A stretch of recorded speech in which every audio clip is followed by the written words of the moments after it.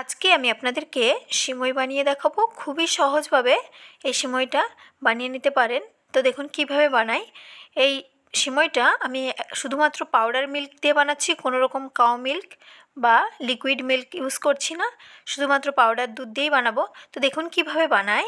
প্রথমে দেখুন সিমইটা একটা প্লেটে ঢেলে নিয়েছি, তারপরে একটা বড় কড়াইতে 1 চামচ মতো আমি এখানে ঘিটা দিয়ে দেবো। 1 চামচ ঘি দিয়ে তার মধ্যে আমি সিমইটা একটু ভেজে নেব। একটু নাড়িয়ে চাড়িয়ে লো ফ্লেমে ভেজে নিতে হবে সিমইটা।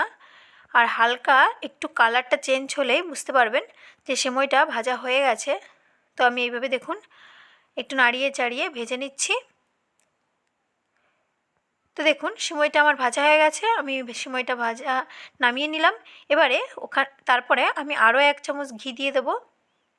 দিয়ে আমি এর কিছু কিশমিশ ভেজে নিচ্ছি। আমি এটা একমাত্র কিশমিশ দিয়েই বানাচ্ছি, আপনারা চাইলে আরও কিছু ড্রাই ফ্রুট ইউজ করতে পারেন, কাঠবাদাম, কাজু বাদাম এসব দিয়ে আপনারা বানাতে পারেন। আমি এখানে শুধুমাত্র কিশমিশ দিয়েই এই সিমইটা রান্না করব। তারপরে দেখুন ভেজে নামিয়ে নেওয়ার পরে কিশমিশটা আমি ওই কড়াইতেই দিয়ে দিচ্ছি 1 লিটার মতো জল। জলটা একটু হালকা উষ্ণ গরম করে নেব। আর এখানে দেখুন 1 বাটি মতো আমি পাউডার মিল্ক মানে গুঁড়ো দুধ নিয়ে নিয়েছি। জলটা হালকা উষ্ণ গরম হয়ে গেলেই আমি এই দুধটা ওর মধ্যে দিয়ে দেবো। আর গ্যাসের ফ্লেমটা আমি বন্ধ করে রেখে দিয়েছি। দুধটা ভালো করে এরকম একটা দেখুন বড় চামচের সাহায্যে ভালো করে গুলিয়ে নিচ্ছি।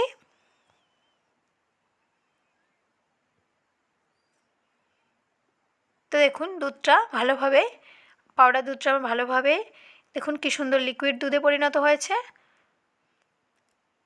এবারে আমি গ্যাসের ফ্লেমটাও অন করে দেব।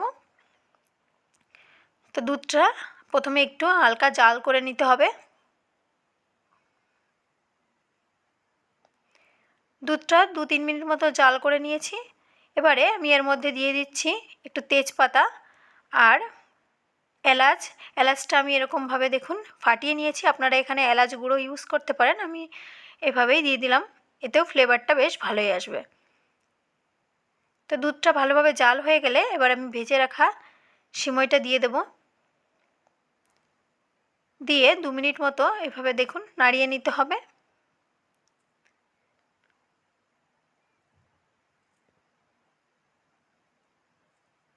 দু মিনিট মতো নাড়িয়ে নেব যাতে সিমইটা ভালোভাবে দুধের সঙ্গে গলে যায়। দেখুন সিমইটা আমি দেখিয়ে দিচ্ছি গলেও গেছে সুন্দরভাবে। এবারে আমি ভেজে রাখা কিশমিশগুলো দিয়ে দিচ্ছি। কিশমিশটা দিয়ে আবারও একটু নাড়িয়ে চাড়িয়ে মিক্স করে নেব। আর অবশ্যই একটু মাঝে মধ্যে নাড়াতে হবে, নিচে ধরে যাওয়ার চান্স থাকে।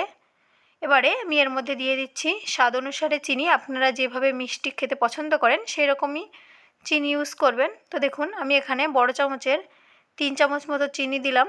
এখানে যদিও আমি এটা পাউডার দুধ দিয়ে ইউজ করছি, তো সেই জন্য চিনিটা একটু কমই লাগবে, কারণ পাউডার দুধ অলরেডি মিষ্টি হয়। এবারে স্বাদ অনুসারে একটু লবণও ইউজ করলাম আমি এখানে।